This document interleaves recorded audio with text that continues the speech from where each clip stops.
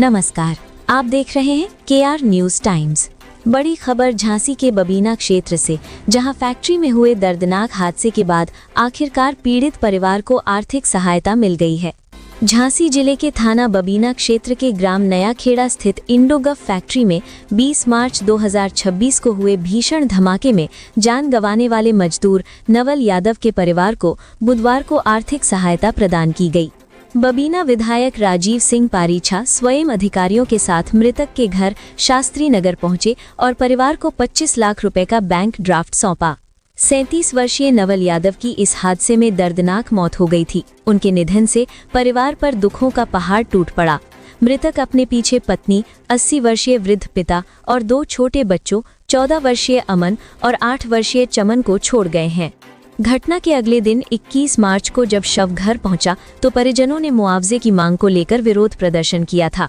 इसके बाद कंपनी और परिवार के बीच समझौता हुआ, जिसमें 25 लाख रुपए नगद सहायता, 17 लाख रुपए बीमा राशि और मृतक की पत्नी को नौकरी देने पर सहमति बनी।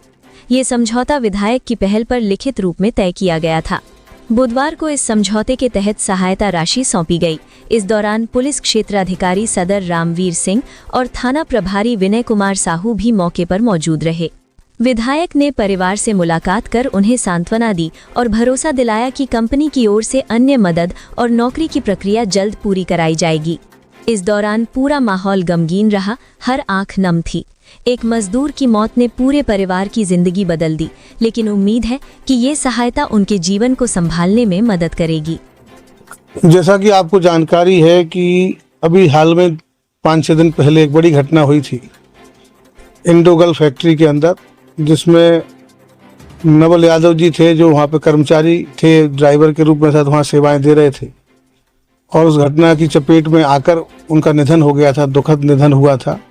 उसके बाद कंपनी ने निर्णय लिया था, मेरी भी लगातार बात हो रही थी, क्योंकि मैं यहाँ से प्रतिनिधि हूँ, मेरा भी दायित्व है कि मेरे क्षेत्र में कोई भी अगर ऐसी घटना होती है जिसमें किसी का ऐसा नुकसान हो जिसकी पूर्ति करना संभव ना हो, तो ऐसे लोगों के लिए हम लोगों का भी दायित्व बनता है। तो मैंने कंपनी से लगातार बात में करता रहा और प्रयास ये किया कि इनकी भरपाई जो भी संभव हो सके वो करी जाए। तो कंपनी वालों ने भी बहुत सहयोग किया। व्यक्तिगत स्तर पर कंपनी ने 25 लाख रुपए का डिमांड ड्राफ्ट आज दिया है, जिसमें मैंने स्वयं यहाँ पे अपने हाथों से ये दिया है और उनके परिवार के लोग यहाँ पे उपस्थित हैं, पुलिस विभाग के लोग भी। तो लगातार इस घटना को नज़दीक से मॉनिटर कर रहे थे, वो लोग भी यहाँ उपस्थित हैं। और उसके बाद और जितनी भी देयता होगी, चाहे वो क्लेम, मेडिकल क्लेम हो, और भी जितनी भी सुविधाएं हैं सरकार के द्वारा, जो 17 लाख रुपए बीमा राशि का भी मिलेगा वो भी मिलेगा। उसके बाद एक बेटे परिवार में इनकी पत्नी है, वो अगर वहाँ पे काम करना चाहेंगी, जैसे भी होगा उसको भी, जब तक बच्चे बालिग नहीं होते 18 साल तक, उसको भी कंपनी ने लगातार उनको जो सैलरी देते थे वो सैलरी देने का भी फैसला किया है। ये छोटी मोटी राशि नहीं होगी, ये भी लाखों में होगी। 5 लाख रुपए सरकार की तरफ से भी इनको मिलेंगे।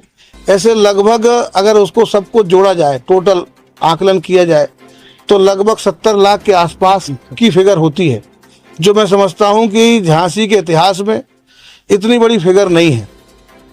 तो कंपनी वालों का भी कहीं ना कहीं नज़रिया बहुत ही अच्छा है।